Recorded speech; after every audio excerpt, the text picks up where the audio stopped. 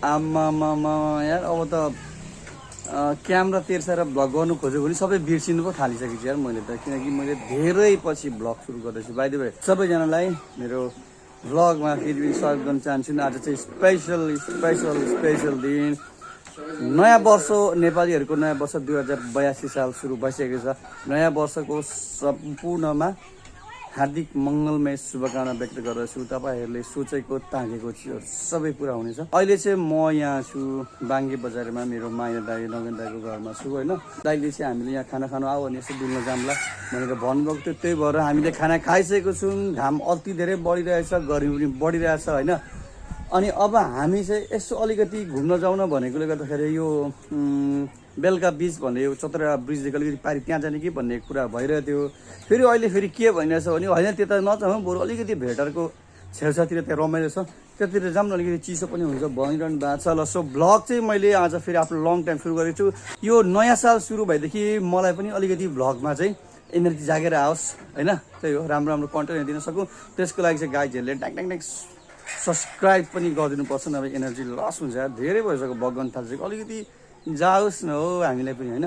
So आजको vlog अब सुरु भइसकेको छ र हामी जान्छौँ कि बेलुका बिच कि भेटा। सो स्टे ट्युन, हेर्दै जाउँ गाइजहरू है।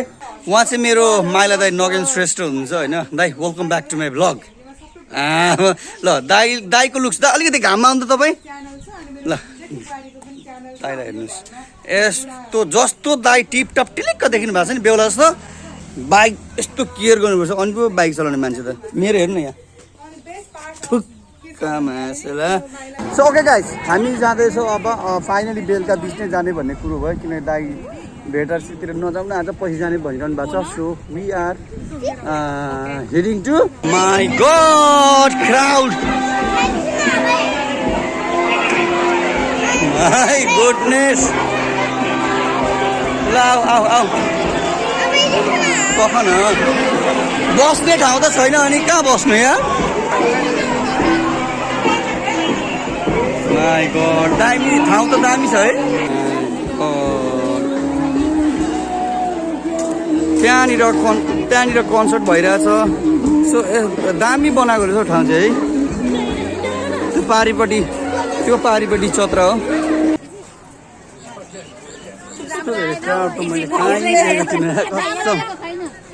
अति धेरै क्राउड छ।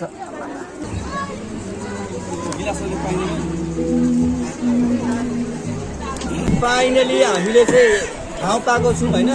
हिँड्दा कुद्दा मान्छे, मैले त यहाँको लागि मान्छे जानुभन्दा तपाईँहरू यहाँ खाली भएको भनेपछि हल्ला चाहिँ छैन।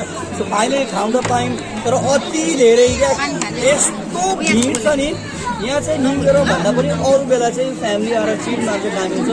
त्यो कोसीको भ्यूहरू पनि दामीको छ होइन। मतलब बल्ल फाइनली चाहिँ अलिकति आराम गर्ने ठाउँ चाहिँ पाएको छ। अलिकति रेस्ट गरौँ अनि चाहिँ अलिकति घाम पनि हराउँछ अनि चाहिँ रमाइलो गर्नु।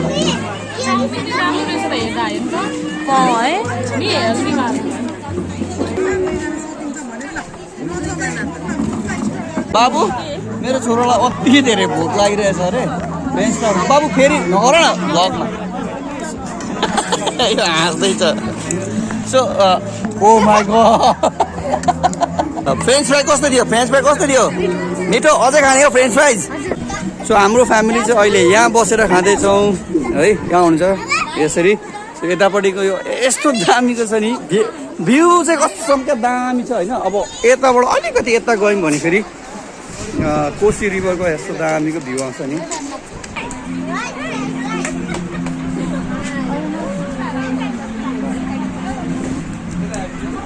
यता फेरि मेरो श्रीमती छ, फेरि बा फोटो भगवान। यता बुहारी खिचिदिने, सासू आमा हिरोनी पल्टिने। What is this guys. So तर भाउजू कसम कि खतरा ब्युटी देखिरहेछ तपाईँलाई। बुढी थाक्यो, पुरै थाक्यो गर्मीले। अब पुग्यो होला नि त फोटोहरू खिच्नु। भ्यू त जहीँबाट पनि खतरा आउँछ। भ्यू त जहीँबाट पनि खतरै आउँछ। सो हाम्रो ग्रुप चाहिँ यहाँ छ अहिले।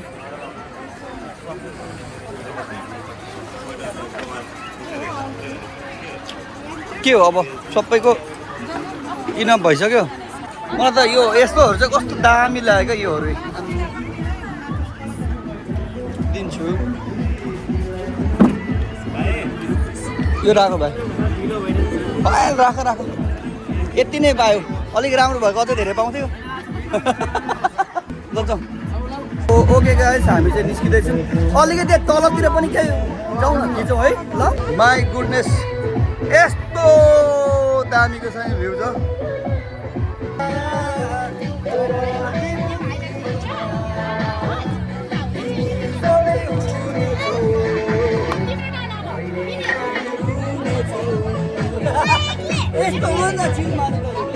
So okay guys, we are chilling with the swing like के भन्छ हैन कहाँ मजा आइरहेछ है बुढी मजा आइरहेछ त यता छोराहरूले पनि मजा लिइरहेछ छोराको पालो आएको छैन यता सबैजना हुनुहुन्छ ल लाउ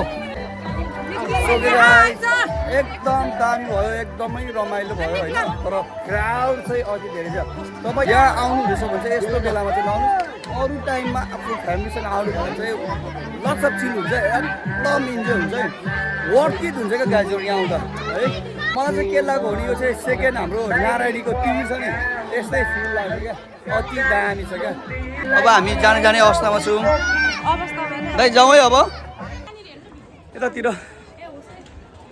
एकछिन गएर आउँछु ल म दामीको भ्यू चाहिँ यतातिर चाहिँ मैले अघि तपाईँलाई देखाएकै थिइनँ किनकि धेरै क्राउड थियो सिट खोज्दै म व्यस्त थिएँ है दामी छ यो साइडतिर चाहिँ के छ स्विमिङ पुल खतरा ठाउँ छ है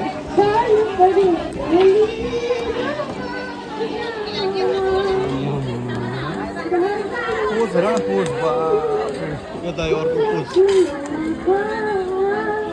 कसले गायो यस्तो